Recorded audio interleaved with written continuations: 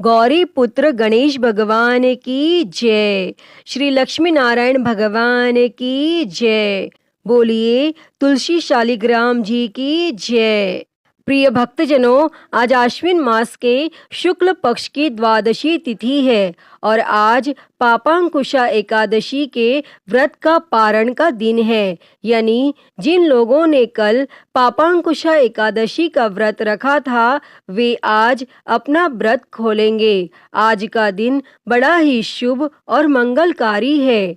एकादशी के व्रत के पारण के दिन तुलसी माता और लक्ष्मी माता जी की कथाओं को सुनने से ही व्रत पूर्ण माना जाता है और समस्त मनोकामनाएं पूर्ण होती हैं तथा पितरों को स्वर्ग लोक की प्राप्ति होती है। और जिन लोगों ने व्रत नहीं भी रखा है उन्हें भी द्वादशी के दिन तुलसी माता की कथाओं को सुनने से धन संपत्ति और अनंत शुभ फलों की प्राप्ति होती है। तो भक्तजनों, आइए भगवान श्री लक्ष्मी नारायण जी के चरणों का ध्यान करते हुए बड़ी ही श्रद्धा, ध्यान पूर्वक और प्रसन्न चित्त मन से इन कथाओं को सुनते हैं। किंतु एक बात का विशेष ध्यान रखिएगा कि इन कथाओं को पूरा अवश्य सुनिए। आधी अधूरी कथाओं को सुनने से पूर्ण फल प्राप्त नहीं होता। तो सभी प्रेम से बोलिए तुलसी शालिग्राम जी की जय। श्री लक्ष्मी नारायण भगवान की जय। श्री राधा कृष्ण भगवान की जय। कथा के अनुसार एक कुटुंब में ननंद तथा भाभी साथ रहती थी। ननंद का विवाह अभी नहीं हुआ था। वह तुलसी के पौधे की बहुत सेवा करती थी, लेकिन उसकी भाभी को यह सब बिल्कुल भी पसंद नहीं था। जब कभी उसकी भाभी को अत्यधिक क्रोध आता तब वह उसे ताना देते हुए कहती कि जब तुम्हारा विवाह होगा तो मैं तुलसी ही बारातियों को खाने को दूंगी और तुम्हारे दहेज में भी तुलसी ही दूंगी। और कुछ समय बीत जाने पर ननंद का विवाह पक्का हुआ और विवाह के दिन भाभी ने अपनी कथनी के अनुसार बारातियों के सामने तुलसी का गमला फोड़ दिया और खाने के लिए कहा। लेकिन तुलसी माता की कृपा से वह फूटा हुआ गमला अनेकों स्वादिष्ट पकवानों में बदल गया और भाभी ने गहनों के नाम पर तुलसी की मंजरी से बने गहने पहना दिए और वे भी सुंदर सोने जवाहरात में बदल गए। और भाभी ने वस्त्रों के स्थान पर तुलसी का जनेऊ रख दिया और वह भी रेशमी तथा सुंदर वस्त्रों में बदल गया। और ननंद की ससुराल में उसके दहेज की बहुत प्रशंसा की गई और यह बात भाभी के कानों तक पहुंची। उसे बड़ा ही आश्चर्य हुआ। उसे अब तुलसी माता की पूजा का महत्व समझ आया। और उस भाभी की एक लड़की थी। वह अपनी लड़की से कहने लगी कि तुम भी तुलसी की सेवा किया करो, तुम्हें भी बुआ की तरह फल मिलेगा। और वह जबरदस्ती अपनी बेटी से सेवा करने को कहती, लेकिन लड़की का मन तुलसी सेवा में नहीं लगता था। और लड़की के बड़े होने पर उसके विवाह का समय आता है, तब वह भाभी सोचती है कि जैसा व्यवहार मैंने अपनी ननद के साथ किया था वैसा ही मैं अपनी लड़की के साथ भी करती हूँ, तो यह भी गहनों से लद जाएगी और बारातियों को खाने में पकवान मिलेंगे और ससुराल में इसे भी बहुत इज्जत मिलेगी। और तब यह सोचकर वह बारातियों के सामने तुलसी का गमला फोड़ देती है, लेकिन इस बार गमले की मिट्टी मिट्टी ही रहती है। मंजरी तथा पत्ते भी अपने रूप में ही रहते हैं और जनेऊ भी अपना रूप नहीं बदलता। तब सभी लोगों तथा बारातियों द्वारा भाभी की बुराई की जाती है और लड़की के ससुराल वाले भी लड़की की बुराई करते हैं। और भाभी कभी अपनी ननद को नहीं बुलाती थी। तब भाई ने सोचा मैं बहन से मिलकर आता हूँ। तब उसने अपनी पत्नी से कहा और कुछ उपहार बहन के पास ले जाने की बात कही, लेकिन भाभी ने थैले में ज्वार भरकर कहा कि और कुछ नहीं है, तुम यही ले जाओ। और वह दुखी मन से बहन के पास चल दिया और वह सोचता रहा कि कोई भाई अपनी बहन के घर ज्वार कैसे ले जा सकता है। और यह सोच सोचकर वह एक गौशाला के पास रुका और ज्वार का थैला गाय के सामने पलट दिया। तभी गाय पालने वाले ने कहा कि आप गाय के सामने हीरे मोती तथा सोना क्यों डाल रहे हो? और यह देखकर भाई को बड़ा ही आश्चर्य हुआ और तब उसने सभी हीरे मोती तथा सोना वापस थैले में रख लिया। और भाई ने यह सारी बात अपनी बहन को बताई और बड़ी खुशी खुशी उसने सारे हीरे मोती और जेवर अपनी बहन को दे दिए और दोनों भाई बहन एक दूसरे को देखकर अत्यंत प्रसन्न हुए। अतः हे तुलसी माता, जैसी कृपा आपने ननन पर की, वैसी ही कृपा इस कथा को कहते, सुनते और हुंकारा भरते सभी पर करना। तो सभी प्रेम से बोलिए श्री तुलसी शालिग्राम जी की जय, श्री लक्ष्मी नारायण भगवान की जय। प्रिय भक्तजनों, आइए अब तुलसी माता की अगली कथा को सुनते हैं। इस कथा को सुनने से एकादशी के व्रत का संपूर्ण फल मिल जाता है। प्रिय भक्तजनों, माता तुलसी से जुड़ी हुई एक कथा बहुत ही प्रचलित है। श्रीमद् देवी भागवत पुराण में इनके अवतरण की दिव्य लीला कथा भी बताई गई है। एक बार भगवान शिव जी ने अपने तेज को समुद्र में फेंक दिया। उससे एक महातेजस्वी बालक ने जन्म लिया। यह बालक आगे चलकर जलंधर के नाम से पराक्रमी दैत्य राजा बना। इसकी राजधानी का नाम जालंधर नगरी था। दैत्यराज कालनेमी की कन्या वृंदा का विवाह जालंधर से हुआ। जालंधर महाराक्षस था। अपनी सत्ता के मद में चूर उसने माता लक्ष्मी को पाने की कामना से युद्ध किया, परंतु समुद्र से ही उत्पन्न होने के कारण माता लक्ष्मी ने उसे अपने भाई के रूप में स्वीकार किया और वहां से पराजित होकर वह देवी पार्वती को पाने की लालसा से कैलाश पर्वत पर गया और वह जालंधर भगवान देवाधिदेव शिव जी का रूप धरकर माता पार्वती के समीप गया, परंतु मां ने अपने योग बल से उसे तुरंत पहचान लिया तथा वहां से अंतर ध्यान हो गईं। तब देवी पार्वती ने क्रुद्ध होकर सारा वृत्तांत भगवान विष्णु को सुनाया और जालंधर की पत्नी वृंदा अत्यंत पतिव्रता स्त्री थी। उसी के पतिव्रत धर्म की शक्ति से जालंधर न तो मारा जाता था और न ही पराजित होता था। इसीलिए जालंधर का नाश करने के लिए वृंदा के पतिव्रत धर्म को भंग करना बहुत जरूरी था।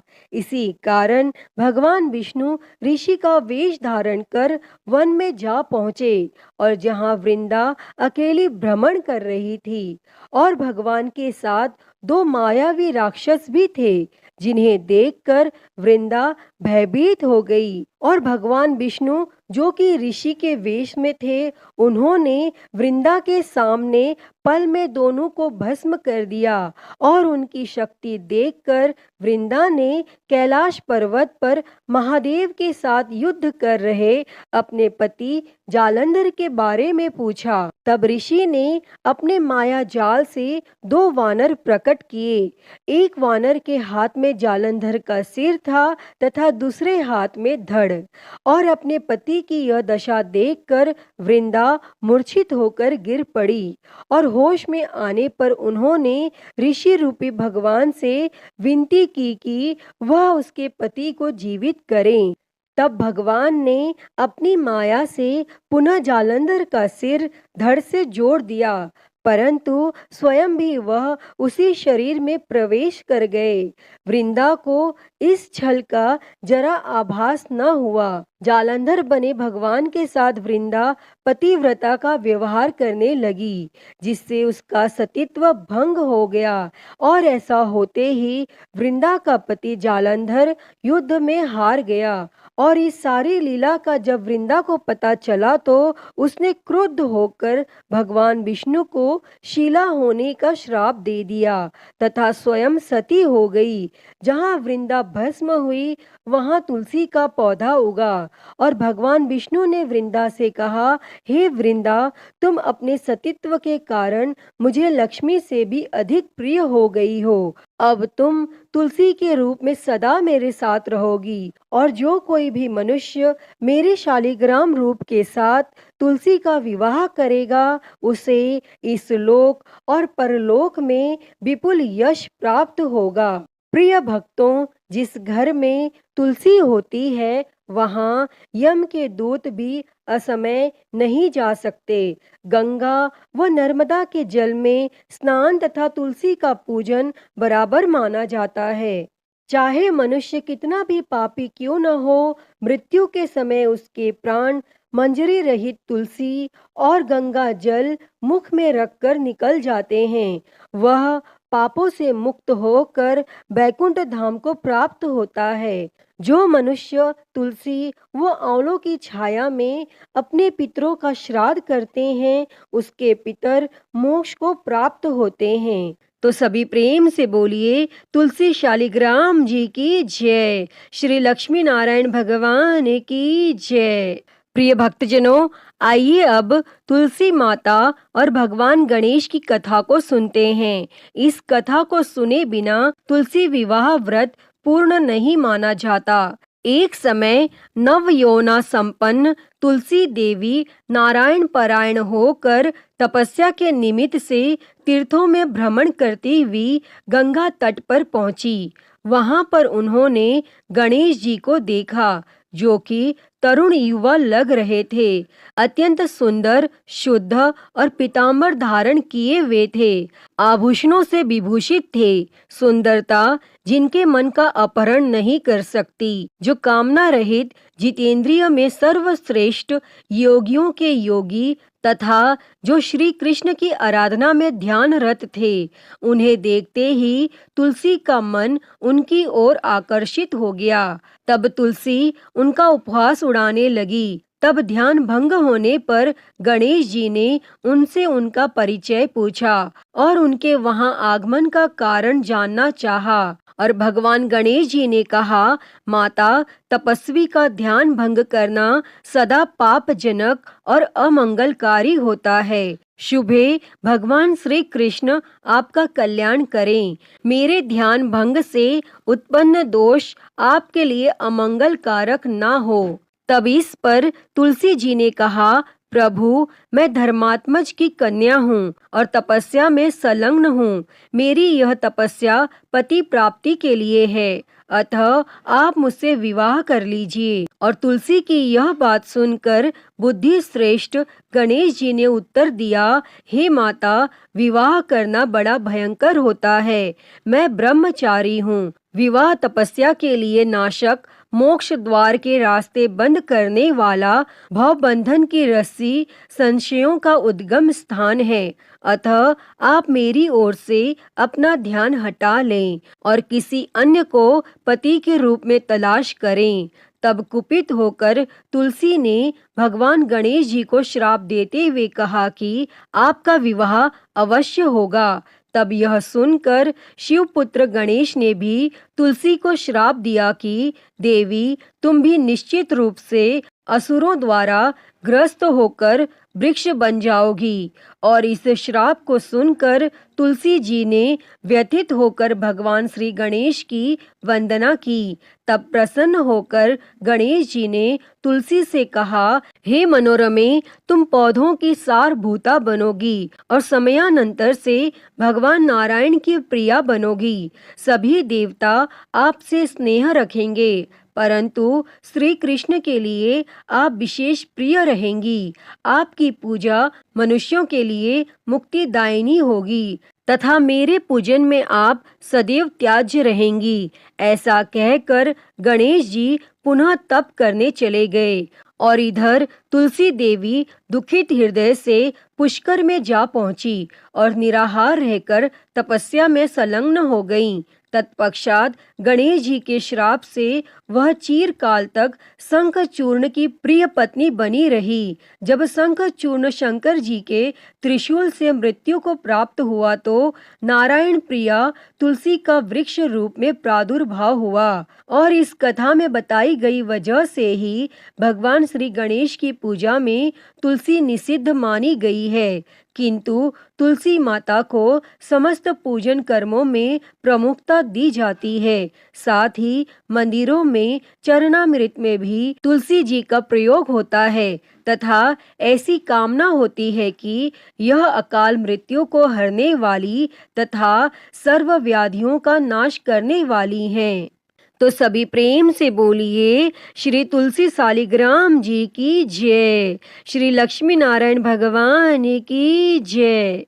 प्रिय भक्तजनों, आइए अब सुनते हैं तुलसी माता से जुड़ी हुई एक और कहानी। एक बुढ़िया माई थी। वह तुलसी माता को रोज सींचती और कहती कि हे तुलसी माता, सबकी दाता, मैं तेरा बिड़ला सींचती हूँ, मुझे बहू दे, पीताम्बर की धोती दे, मीठा मीठा घास दे, बैकुंठ में वास दे, चटक की चाल दे, पटक की मौत दे, चंदन का काठ दे, रानी सा राज दे, दाल भात का भोजन दे, ग्यारस की मौत दे, कृष्ण जी का कंधा दे। और वह बुढ़िया माई रोज तुलसी माता को सींचती और यही कहती। तब तुलसी माता यह सुन सुनकर सूखने लगीं। तो एक दिन भगवान श्री कृष्ण ने पूछा कि हे तुलसी, तुम क्यों सूख रही हो? तब तुलसी माता ने कहा कि एक बुढ़िया रोज आती है और यही बात कह जाती है, मैं सब बात तो पूरा कर दूंगी, लेकिन कृष्ण का कंधा कहाँ से लाऊंगी? तब भगवान श्री कृष्ण बोले, जब वो मरेगी तो मैं अपने आप कंधा दे दूंगा, तू बुढ़िया माई से कह देना। और फिर जब बुढ़िया माई मर गई, सब लोग आ गए और जब माई को ले जाने लगे तो वह किसी से न उठी। तब भगवान एक 12 बरस के बालक का रूप धारण करके आए। तब उस बालक ने कहा, मैं माई के कान में एक बात कहूंगा तो बुढ़िया माई उठ जाएगी। और बालक ने कान में कहा, बुढ़िया माई मन की निकाल ले, पीताम्बर की धोती ले, मीठा मीठा घास ले, बैकुंठ का वास ले, चटक की चाल ले, पटक की मौत ले, कृष्ण जी का कंधा ले। तब यह सुनकर बुढ़िया माई हल्की हो गई। तब भगवान श्री कृष्ण ने कंधा दिया और बुढ़िया माई को मुक्ति मिल गई।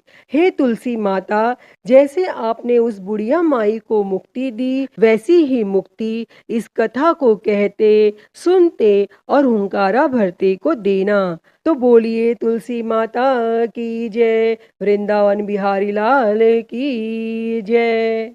तो भक्तों, मैं उम्मीद करती हूँ कि आपको आज की यह कथा पसंद आई होगी और अगर वीडियो अच्छी लगी हो तो इसे लाइक करें, ज़्यादा से ज़्यादा शेयर करें और कमेंट में तुलसी माता की जय लिखना ना भूलें। और हरिहर भक्ति चैनल पर आप नए हैं तो इस चैनल को सब्सक्राइब कर नोटिफिकेशन बेल को ज़रूर ऑन कर लें। हर हर महादेव। धन्यवाद।